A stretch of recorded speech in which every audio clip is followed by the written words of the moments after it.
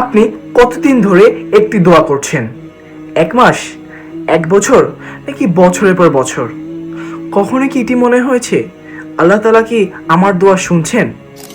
একজন ছেলে তার চাকরির জন্য দোয়া করছেন, একজন মা তার সন্তানের হেদায়েতের জন্য দিন রাত কাঁদছেন, একজন শিক্ষার্থী তার ভালো ফলাফলের জন্য আল্লাহ দরবারে দোয়া করছেন।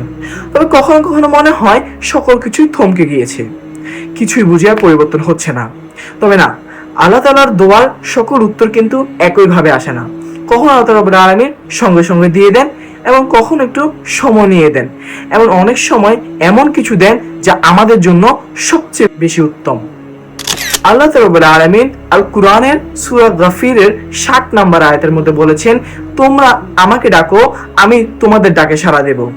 রাসূলুল্লাহ সাল্লাল্লাহু আলাইহি ওয়াসাল্লাম হাদিসের মধ্যে শিক্ষা দিয়েছেন যে একজন বান্দার দোয়া বিভিন্ন ভাবেই কবুল হতে পারে, কখনো তাৎক্ষণিকভাবে, কখনো আখিরাতের জন্য সওয়াব হিসেবে, এমনকি কখনো সমপরিমাণ অকল্যাণ দূর করতে।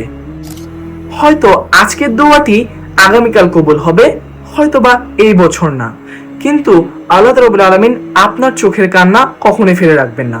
কারণ আপনি আল্লাহ তাআলা রাব্বুল আলামিনের সান্নিধ্যে যেতে যেতে আপনি মুত্তাকি হয়ে উঠবেন। এবং আল্লাহ রাব্বুল আলামিন সূরা আত-তাওবা 4 নম্বর আয়াতের মধ্যে বলেছেন, ইন্নাল্লাহা ইউহিব্বুল মুত্তাকিন, নিশ্চয়ই আল্লাহ তাআলা মুত্তাকিদের ভালোবাসেন। তাই দোয়া করা ছেড়ে দিয়েন না, কারণ পুরো পৃথিবী যখন না বলে দেয়, আল্লাহ রাব্বুল আলামিনের দরজা তখনও খোলা থাকে। আসসালামু আলাইকুম।